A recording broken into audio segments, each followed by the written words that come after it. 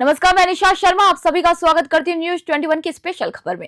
राजधानी जयपुर में टेक्सटाइल कचरे के वैज्ञानिक प्रबंधन की दिशा में एक महत्वपूर्ण पहल करते हुए विवॉइस लैब्स प्राइवेट लिमिटेड ने अपनी पहली टेक्सटाइल रिसाइकलिंग यूनिट रिसूत्र का शुभारंभ किया। जी हां, नगरीय विकास एवं आवासन मंत्री झाबर सिंह खर्रा ने विधिवत रूप से इस यूनिट का लोकार्पण किया है।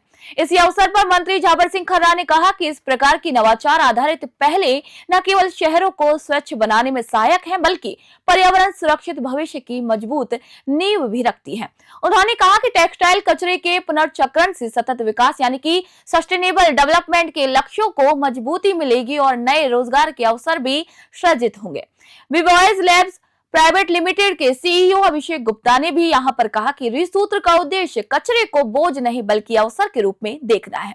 आपको बता दें कि ये यूनिट टेक्सटाइल अपशिष्ट को उपयोगी संसाधनों में बदलकर सर्कुलर इकोनॉमी को बढ़ावा देगी। वहीं कंपनी के सीटीओ अभिनव शेखर वशिष्ठा ने जानकारी दी कि रिसूत्र यूनिट आधुनिक तकनीक के माध्यम से कपड़ा अपशिष्ट को ट्रैक करके प्रोसेस करने और उसे मूल्यवान उत्पादों में परिवर्तित करने में सक्षम है। ये यूनिट पर्यावरण संरक्षण के साथ साथ स्थानीय स्तर पर भी रोजगार सृजन में अपनी अहम भूमिका निभाएगी। जयपुर से अजय सिंह की खास रिपोर्ट आप सभी देख रहे हैं। और आज हमने रिसूत्रा जो हमारा एक नया ब्रांड लॉन्च किया है, जो कि टेक्सटाइल रिसाइकलिंग के लिए state of the art plants और मशीनरी को हम लोगों ने स्थापित किया है। तो इसकी जो पूरी प्रोसेस है, हम लोग प्री कंज्यूमर और पोस्ट कंज्यूमर वेस्ट कलेक्ट करते हैं। जो पोस्ट कंज्यूमर वेस्ट है उसको हम लोग वॉश करते हैं, उसको डिकंटेमिनेट करते हैं, जिससे वो एकदम से प्रॉपरली सैनिटाइज हो जाए। उसके बाद फर्स्ट जो स्टेप होती है उसमें इसको छोटे छोटे कतरन में डिवाइड किया जाता है। उसमें अगर कोई भी मेटेलिक या ऐसा कोई भी ऑब्जेक्ट है तो उसको बाहर निकाला जाता है। जब वो छोटे छोटे कतरन में कन्वर्ट हो जाता है तो हम उसे फाइबर ओपनर मशीन में डालते हैं, जो उसको छोटे छोटे फाइबर्स में कन्वर्ट करता है। और उसके बाद मल्टीपल क्लीनिंग मशीन्स लगी हुई हैं, जो कि उसमें से डस्ट और जो छोटे छोटे फाइबर जो कि वैसे सेहत के लिए हार्मफुल हो सकते हैं, उनको अलग से फिल्टर आउट कर देती है, जिससे फाइनल जो प्रोडक्ट निकलता है वो ना केवल एकदम सेफ होता है, बहुत सुपीरियर क्वालिटी का होता है और किसी भी तरीके से इसे इस्तेमाल किया जा सकता है।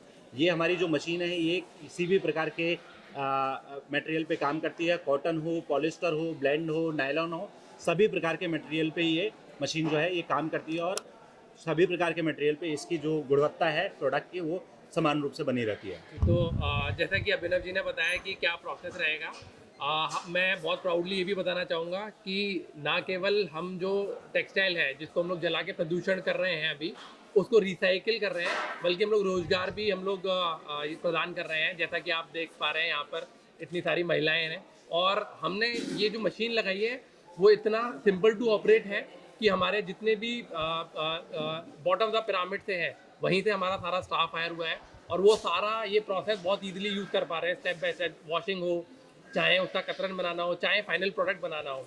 और हम लोगों को बहुत ही मिनिमम ट्रेनिंग के साथ ये अपनी जो टीम है उसको उसकी कैपेसिटी बिल्ड कर पाए।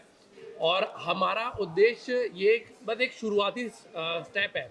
हमारा उद्देश्य ये है कि आने वाले अगले 2 साल में अभी हम लोग लगभग 1.5 lakh ton per month capacity से जो कपड़ा है उसको प्रोसेस कर सकते हैं। लेकिन हमारा जो उद्देश्य है वो ये है कि अगले 2 से 3 साल में इस कैपेसिटी को 1.5 लाख से 15 लाख टन तक महीने के प्रोसेसिंग तक, रिसाइकलिंग तक हम लोग लेकर जाए।